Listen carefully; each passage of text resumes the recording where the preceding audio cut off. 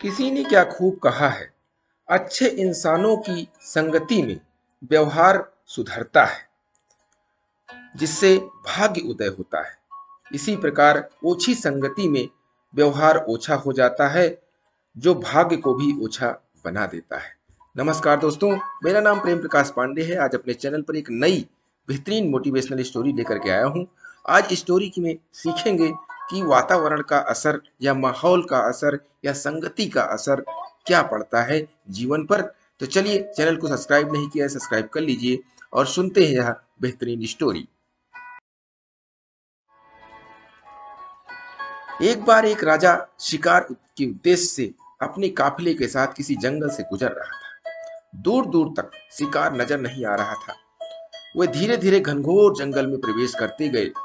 अभी कुछ ही दूर गए थे कि उन्हें कुछ डाकुओं के छिपने की जगह दिखाई दी। जैसे ही उसके पास पहुंचे कि पास के पेड़ पर बैठा तोता बोल पड़ा, पकड़ो पकड़ो, एक राजा आ गया है।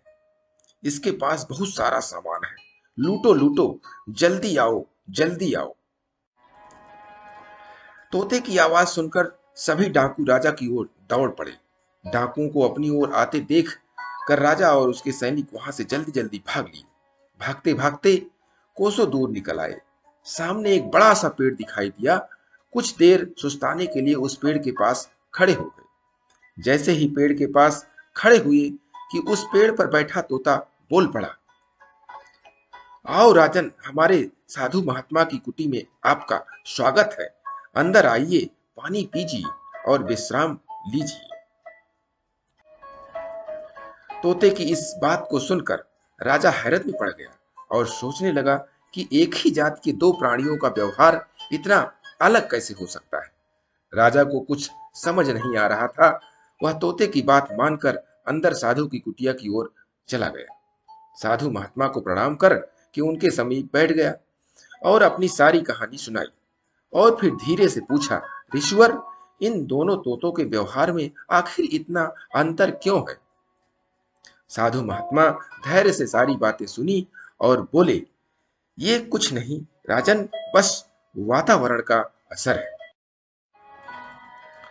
डाकुओं के साथ रहकर तोता भी डाकुओं की तरह व्यवहार करने लगा है और उनकी ही भाषा बोलने लगा है। अर्थात जो जिस वातावरण में रहता है वह वैसा ही बन जाता है।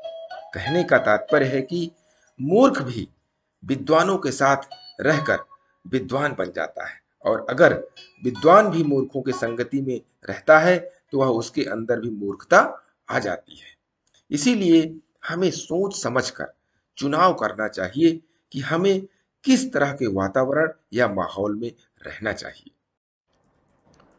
तो दोस्तों, इस कहानी से जो सीख मिलती है कि माहौल या वातावरण का असर हमारे ऊपर बहुत बड़ा पड़ता है।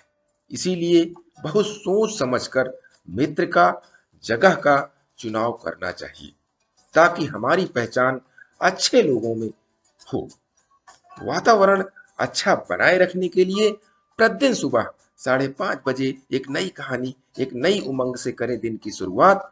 और तब तक के लिए छोटों से मिले प्यार और बड़ों से मिले आशीर्वाद और भगवान के सहारे के साथ यही कहूंगा कि काम तो सभी करते हैं, पर काम करो कुछ ऐसा कि उदाहरण बन जाए।